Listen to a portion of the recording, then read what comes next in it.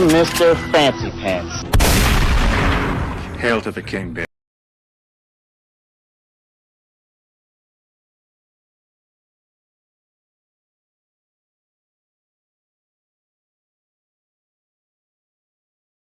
This is a Patreon preview narration. It's a smaller version of the upload you could enjoy on Patreon 7 to 10 days before the narration drops on YouTube.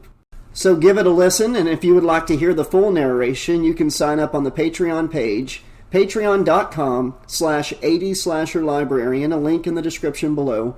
You can do that for as low as $1 to $2 per month, all the way up to $15 or $50 a month, and you get some great rewards, including these early access narrations 7 to 10 days before they drop on YouTube. So please enjoy this Patreon preview of Freddy Krueger's Tales of Terror, Fatal Games by Bruce Richards. Freddy Krueger's Tales of Terror, Fatal Games by Bruce Richards. Chapter 3. Ha! Chip sat bolt upright on the futon, scattering the covers. From the shadows, Al roared with laughter. He stepped into Chip's bedroom. Al was a year and a half older than Chip, with very broad shoulders and a bullish neck, a weightlifter's physique. His face was a mass of sharp angles, and his short blonde hair was cut punk, spiky on top and short on the sides. In the moonlight, Al reminded Chip of a Mohican warrior. "Man, I really had you going," Al said, nearly in tears. "You are so easy." He sliced another section of apple with the switchblade knife he always carried and used the tip of the blade to shove it into his mouth. "Yow!" Al screeched, mimicking Chip. "You scream like a girl, bro. You really do, like some little girl who found a bug in her book bag." "Shut up, Al." Al spat an apple seed on Chip's bedroom floor. "Yow!" "Don't you ever get tired of spying on me?" Chip laid back on the futon. "No," Al said, approaching the bed. "Besides, I wasn't spying on you. You were moaning and groaning like a little girl, so I decided to check you out, see if you were wetting the bed or what." "Did Whittle Chippy have a bad dream?" Al said in baby talk. Chip tried to control his temper as he looked up at Al. He noticed that beneath his black leather jacket, Al wore a hooded sweatshirt. A hooded sweatshirt, just like the guy in his dream. Al sliced another section of apple with his knife and popped it into his mouth.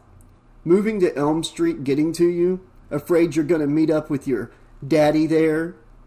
That was another of Al's sick jokes, suggesting that Chip's real father was Freddy Krueger, that Mom had had an affair with you-know-who when she had lived in Springwood, when she was still a teenager. In fact, Al liked to tell Chip the reason they had moved from Springwood was because of who Chip's real father was. "Your real daddy will be glad to have his son living nearby," Al went on. "Reunited at last." Chip ignored Al. "Let's face it, Chip. You're just a chip off the old block like father like son." "At least I would know what my father looked like if I saw him," Chip finally said. Sometimes it was hard to ignore Al. "That's more than you can say." Al's face turned into an angry scowl.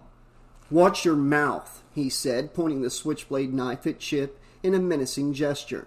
Something about the knife stirred Chip's memory of his dream. Chip got out of bed and started to get dressed. "What are you doing?" Al asked. "I'm going to go meet Daddy," he answered sarcastically. Sometimes Al was too much. "Huh?" "Let's go. You said my real father was waiting for me. Why wait till tomorrow? Let's go pay him a visit tonight." "Where?" "Where do you think? Elm Street, our new house." "Now, in the middle of the night?" "Scared, Al, huh? Scared we might meet Daddy, and he might not like the way you've been treating his favorite son? Come on. We'll take the van and move some stuff in tonight. We'll leave Mom a note. She can meet us there tomorrow." Al hesitated, and Chip realized he had gotten to him. "Chicken, Al? Like you think I'm chicken?" "Who you callin' chicken?" Al asked, giving his brother a dark look. "You." Al wiped the blade of his knife on his faded jeans and pocketed it. "Let's go."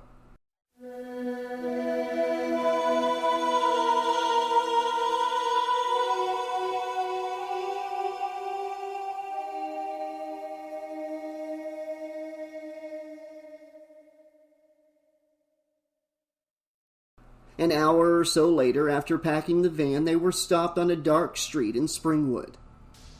"Don't tell me you got us lost, you ditz," Al said, tapping his fingers on the steering wheel, looking out the windshield nervously.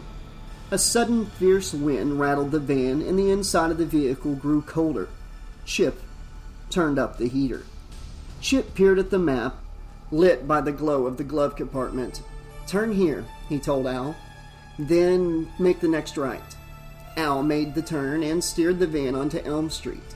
The boys had been to the house before during the day. The real estate agent who had taken them around hadn't talked much about the house, but Chip figured that anything would be better than the cramped, smelly apartment they had been living in, and he was looking forward to going to Springwood High. It had been tough going to Middleton when his dad had been the janitor there. Now that his dad had died right there in the school basement, it would have been even harder. Chip felt tears start to burn his eyes. He still hadn't gotten over his dad's death. He wondered if he ever would. Chip tried to distract himself by looking out the window for the house. Elm Street looked totally different by night. Chip noticed a decrepit-looking old house with a for sale sign out front. The sign was tilted at an odd angle. The ghastly-looking place sent a chill up Chip's spine. In the glare of the streetlight, the grass appeared to be as dead as the trees. A stray dog sniffed at the edge of the yard, then quickly ran away. "Is that it?" Al asked, slowing down as they approached. "I hope not," Chip said, running a shaky hand through his thick brown hair, glancing again at the map. Maybe this wasn't such a hot idea after all. Moving in at night. He shined a flashlight on the house, looking for the number. The light beam reflected off the eye of a cat, which quickly scampered away.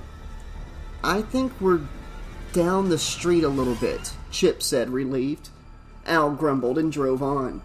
Chip was studying the house as they passed when something leapt at him from the back seat. "Yikes!" Chip exclaimed as an enormous black cat landed on his lap. "Maggie?" he said, scratching his pet behind the ears. "You nearly scared me to death. I didn't know you were back there." The cat mewed softly and stared up at Chip with bright green eyes. Fearful eyes.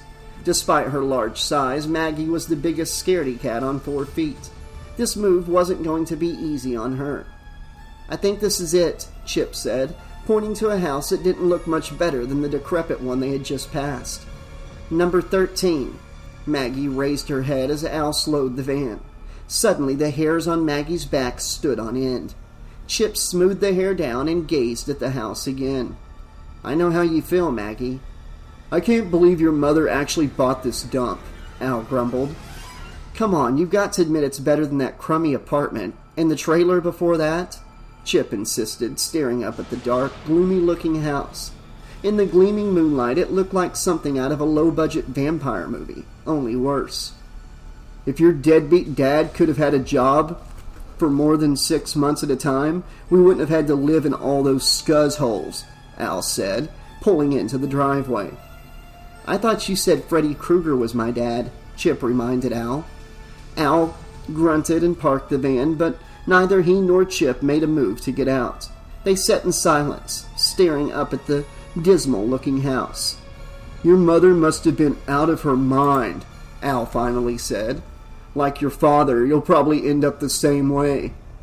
One of the shutters on the house hung loose on a squeaky hinge.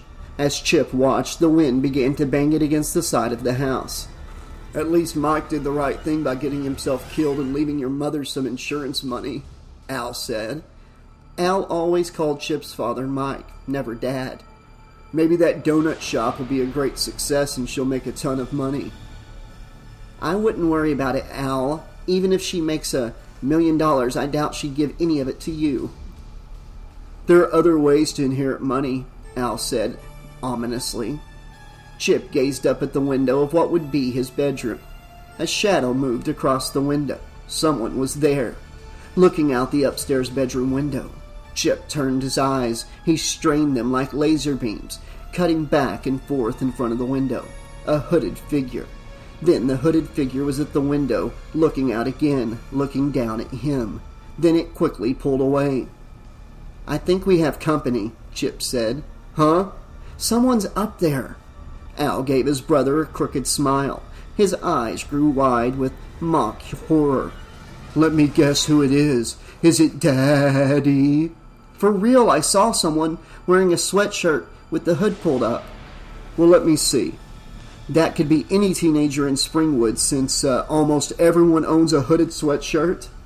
Maggie suddenly screeched, making Al jump. Chip could tell Al was more nervous than he let on.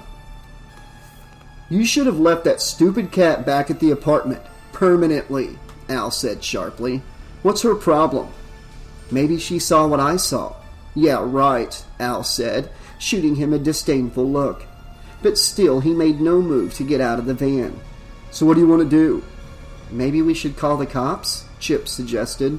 "Are you serious?" Al said. "You really saw someone in here?"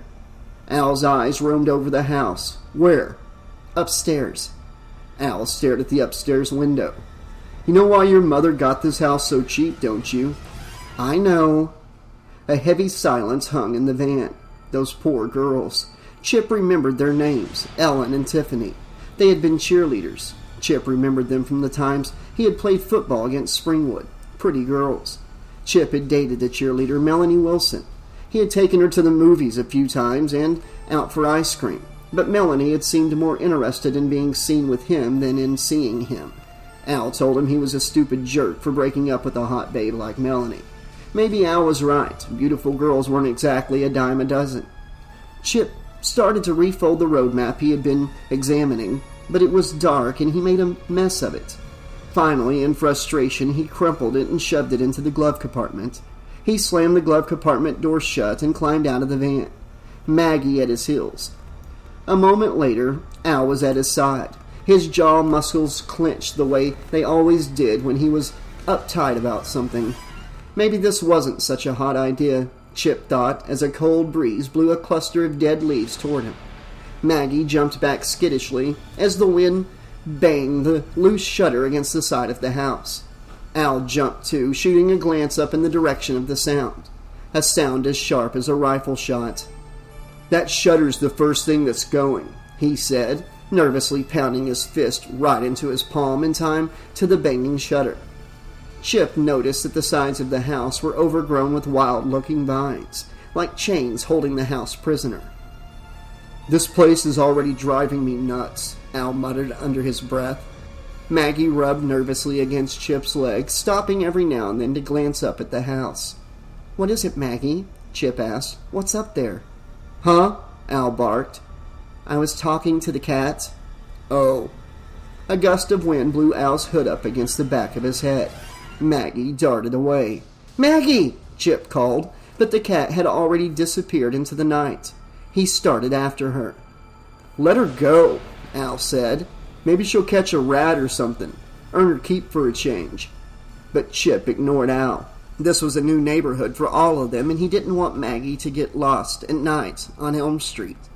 Chip brushed through the bushes around the house, but Maggie wasn't there. "Maggie!" Chip called. But the only answer was the wind whistling through the bare branches near the house. He returned to Al, who was still staring up at the window. Chip followed his brother's gaze, but the hooded figure was gone. "Maybe it's some kids," Chip suggested. "You know, on a dare, goofing around. Because of the murders. They probably wanted to see where it all happened." Al considered this. "So let's go up there and chase the little punks out. Beat the crap out of them for messing around in our house." Al resumed his fist pounding.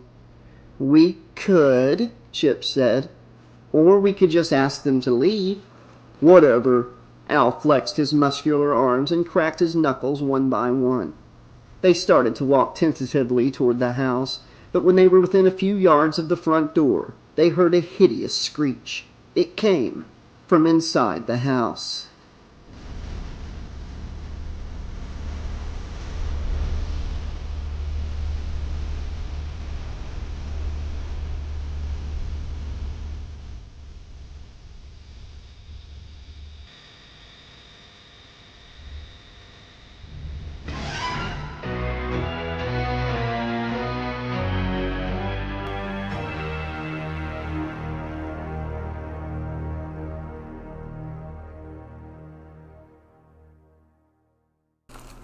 Chapter 4. Chip wanted to call the police for sure now, but he felt strangely paralyzed. He listened to the rapid pounding of his heart, like the shutter banging against the house. "What was that?" Al asked, rubbing his sweaty palms through his spiky blonde hair. He sounded as scared as Chip felt. "I don't know," Chip answered, awed by the rush of his own adrenaline. The hairs on his neck prickled. Despite his fear, Chip felt driven to find out who or what was inside. He tried to persuade himself that it was just some local kids on a dare as he slowly crossed the broken flagstone walk and started up the front steps to the open porch. The front door was open a crack. He hesitated. Should he go in? It wasn't too late to run back to the van. Chip felt something grab his shoulder. He spun around as his heart shot into his throat. It was Al, holding a tire iron from the van. "It's your move, Mr. Call Me a Chicken," Al taunted, making little chicken sounds. He handed Chip the crowbar, then flicked out his switchblade. "After you." Chip couldn't back down now. The tire iron felt cold and hard in the palm of Chip's sweaty hand. It wouldn't be hard to bash someone's brains in with this thing, Chip thought, swinging it gently, feeling the weight. He wondered if he could crush a skull in if his life depended on it. He hoped he wouldn't have to find out. He pushed the door open and stepped inside. As he crossed the threshold, he suddenly thought of Evan Walker, the boy everyone had blamed for the 2 murders. Evan's class picture had been on the front page of the newspapers. He looked like a bookworm with his thick glasses. The papers had also carried pictures of the spot where Evan had hanged himself after stuffing the girls' bodies into the fiery furnace. And now, Chip was here in that same house. His house. The air was steeped with the aura of death. Chip pulled the flashlight from his back pocket and flicked it on. In the cone of light, he saw Maggie's cat paw prints on the sooty living room floor. Was it Maggie who had made that hideous shriek? He made a silent prayer that his cat was still alive. Chip moved the flashlight ahead. Maggie's paw prints were joined by a larger set of footprints. Both sets of prints ran up the stairs. Chip followed them with the light. "After you," Al said again, poking Chip in the butt with the point of his switchblade knife. Chip slapped Al's hand away. "Quit it! I'm going!" Chip mustered his courage and made his way up the steps, one creaking stair at a time. Al followed a safe distance behind. Partway up the staircase, Chip stopped short. He heard a strange sound coming from above. Chip nearly toppled backward into Al as a large section of dingy wallpaper curled off the wall and fell to the floor at his feet. Behind him, he could hear Al's heavy breathing. Then Al made the derisive little chicken sounds, and Chip started up the groaning staircase again. Outside, the crickets had stopped chirping. It was oddly quiet now. There was a sour smell in the house. Chip listened to the silence, as if the house itself were about to tell him of the horrible things that had happened within its walls. Chip reached the top of the stairs and shined the flashlight left, then right, the light revealing a long, dusty hallway. At each end of the hallway was a door. The cat's paw prints zigzagged over the larger footprints and led to the right. Chip followed them to the bedroom at the end of the long hallway, where he had seen the hooded figure. The bedroom door was slightly ajar. Chip pushed it open a few inches more with the tire iron. He was gripping the weapon so tightly his hand ached. Something banged loudly inside the room. Startled, Chip dropped the flashlight. It clattered to the floor and the light went out. Chip and Al stood frozen in the dark. "Sounds like the wind blew a door shut in there," Chip said, groping along the floorboards for the flashlight. He found it and picked it up, then clicked it on and off a few times. But nothing happened. He slipped it into his back pocket. "Nice going, Ditz," Al muttered. Chip heard a tapping sound behind him and spun around, but it was only Al nervously tapping a cigarette on the side of its pack. With the click of his lighter, Al lit the cigarette. Then the lighter went out and the hall was dark again. Chip stared at the glowing red dot of Al's cigarette for a moment. It was almost hypnotizing, taking him into the deep reaches of his subconscious, the part of his mind that remembered his dreams. "After you," Al said again. the bright ember dancing up and down as he spoke with the cigarette stuck in his mouth. It had become a sick game to him, and the loser was the guy who chickened out first. Chip was determined not to be the loser. He stepped into the room. It was large and bare. It would make a nice bedroom, Chip thought. The window was open a crack. The bare branches of an elm tree outside the window rattled like skeleton bones. Silvery moonlight shined into the room, casting jagged sword-like shadows across the bare floor. As the wind shook the branches of the elm tree, the sword seemed to creep towards Chip. There was a small, odd-looking stove in the corner of the room. It looked spooky in the gleaming moonlight, even spookier than when Chip had first toured the house. Funny place for a stove. At Chip's side, Al nervously exhaled a lungful of cigarette smoke. The foul smell of the smoke mingled with the smell of sweat and some other odor Chip couldn't identify. Then the wooden window shutter banged noisily against the side of the house again, and Chip heard a scampering sound behind him. He spun around, raising the tire iron as he turned and saw a pair of bright eyes coming toward him. Bright eyes gleaming in the moonlight, scurrying across the bare wooden floor a foot or so off the ground. "Maggie!" She moaned mournfully as she rubbed against his leg, then glanced nervously at the bathroom door, where the large footprints in the dust disappeared. A spindly spider was slowly making its way across the closed door, but a loud crash sent it scuttling away into deep shadows. The crash came from inside the bathroom.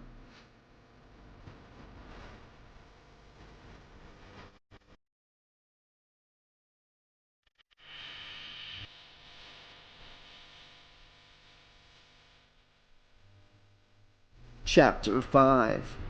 Every molecule in Chip's body told him to flee. It wasn't worth dying, because Al had called him a chicken. Better to be a live chicken than a dead duck. But Al had a different idea.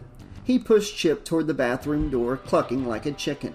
Al was using him as a human shield. Chip glared at his brother, feeling his grip around the tire iron tighten, and for a brief moment he was tempted to smash Al right on top of his spiky blonde head. But instead he stepped toward the door, and with a sudden vicious kick, smashed the bathroom door open. A blood-curdling cry ripped through his throat, a cry he didn't even recognize as his own, and he dove into the small bathroom, the tire iron high above his head and ready for use. Another scream erupted and filled the night air, this one from inside the tub. It was too dark to see clearly, but Chip could detect something moving inside the tub. It didn't look human. He could see it just enough to know it was grotesque. Panicked, Chip swung the tire iron down with all his might. The tire iron stuck the edge of the old iron tub, clanging loudly. The force of the blow jarred the tire iron from his hand. Inside the bathtub, the thing screamed again. "Al, help!" Chip yelled. "It's in the bathtub! The thing's in the bathtub! Help!" Chip frantically searched the bathroom floor, trying to find the tire iron before the thing in the bathtub rose up against him. "Al!" But there was no reply from Al. He was gone. His big bad brother had run away, leaving Chip to take on this unearthly monster by himself. Chip's hands landed on the tire tool, and with a frenzied cry he raised it above his head again. "You're dead meat!" he screamed. "No!" the thing in the tub yelled back. "Please, no!" A girl's voice. Chip stood frozen, the tire tool still poised to strike. "No, please, I'm trapped in here. Please, help me. Please, don't kill me."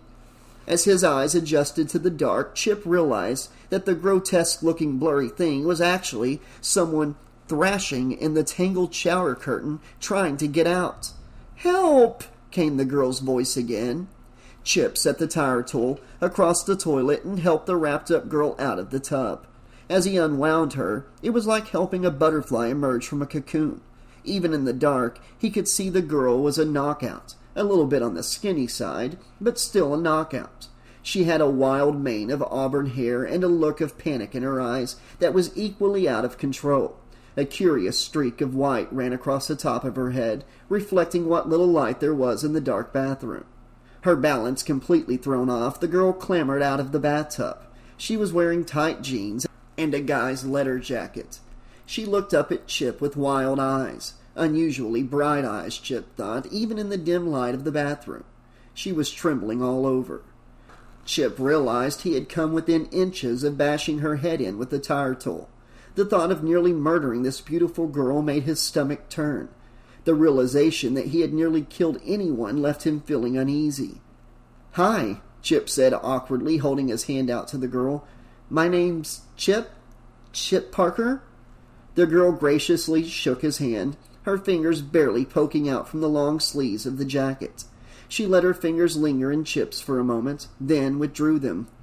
"Alicia Norris," she said simply.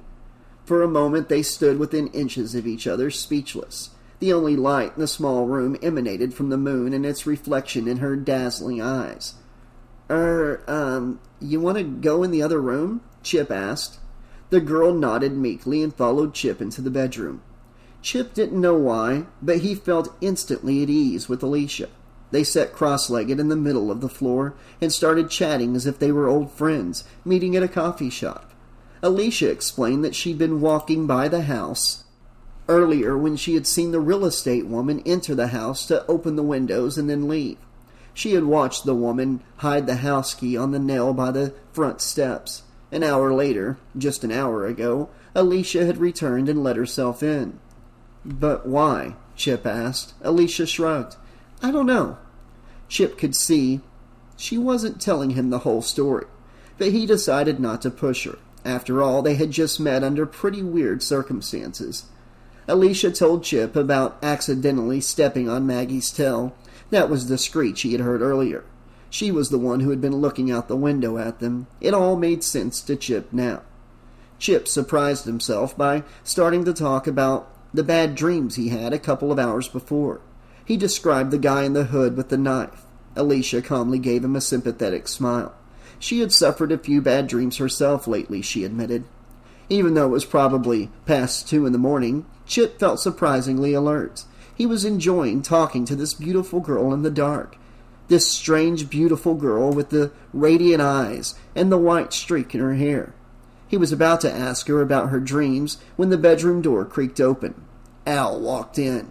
Chip figured Al had been eavesdropping in the hall. Chip was about to make chicken sounds to tease Al about running away, but checked himself in time.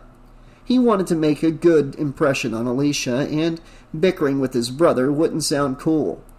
"Hi, Al," Chip said casually. "This is Alicia, a neighbor from down the street." "Hi," Al said. "I'm Al, Chip's good-looking older brother." Alicia grinned. "Hello." The shutters slammed, and the 3 teens gasped in unison. Al whipped his switchblade out and clicked it open, glancing at Alicia as he did so. Chip knew he was showing off. Then Al went to the window, leaned out, and started to unscrew the hinge. Alicia watched Al try to pry it loose. "That shutter's been driving me crazy for weeks, banging all night long whenever the wind blows. Sometimes I think I can hear it in my dreams, especially nights like this when a storm is on the way."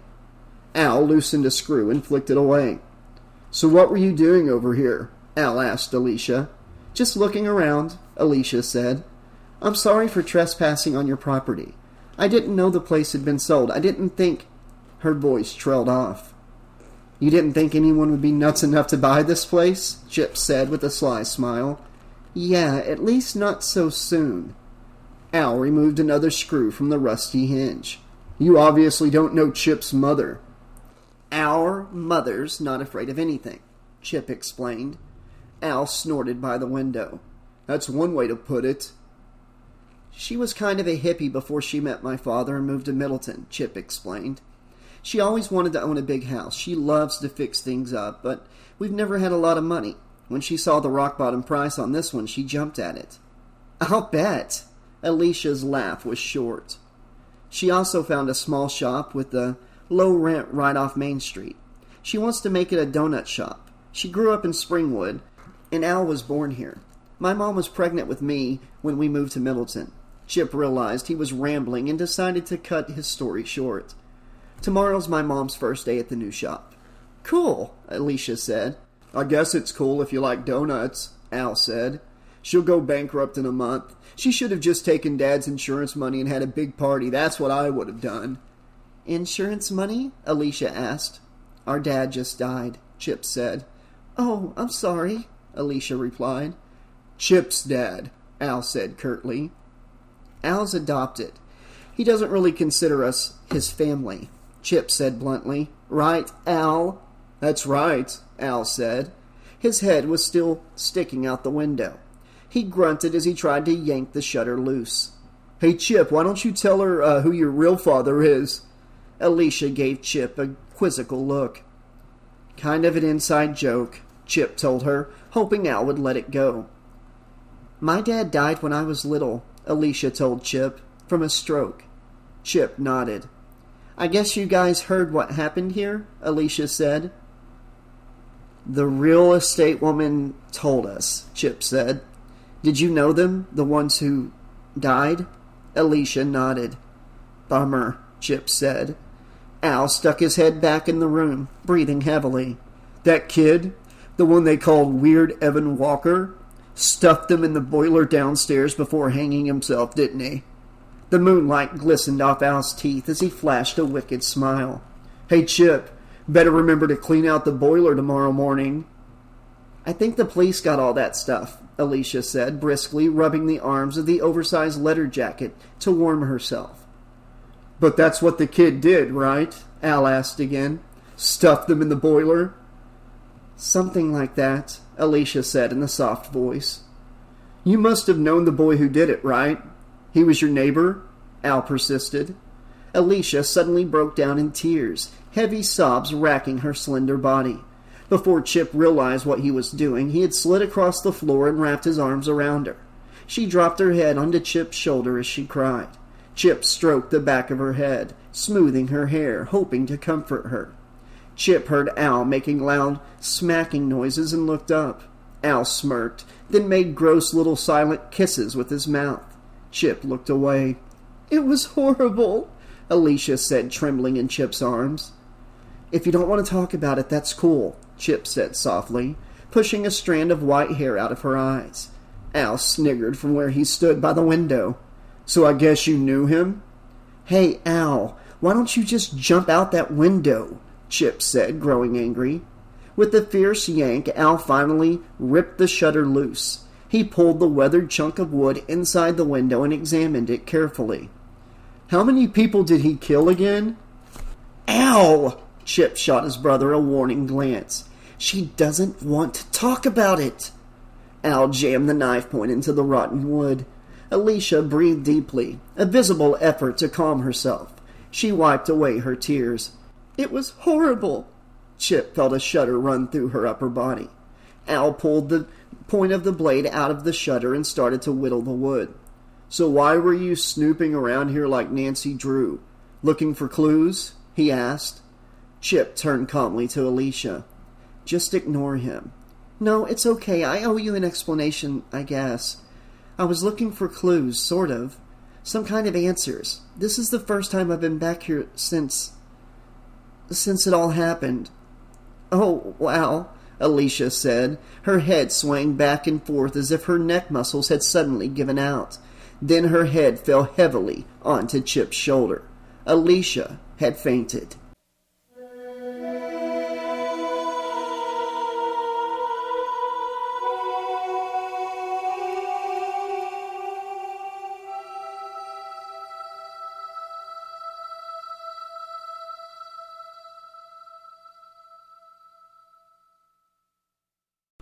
Okay, Slashaholics, this has been chapters 3, 4, and 5 of Freddy Krueger's Tales of Terror Fatal Games by Bruce Richards.